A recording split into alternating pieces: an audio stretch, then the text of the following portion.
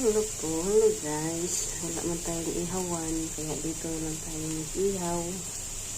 Ayan, atay.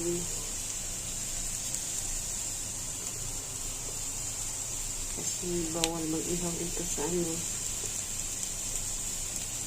sa HQ nasa building. Kaya dito na lang ako mag-ihaw. Sa kalan. Yan.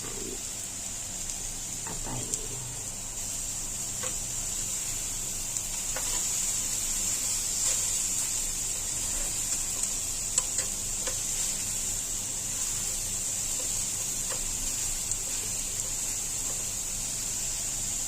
Ito na siya guys.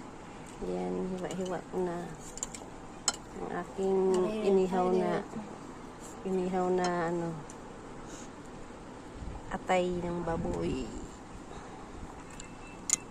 Ayan guys, may tuyo at may suka na pinakurat.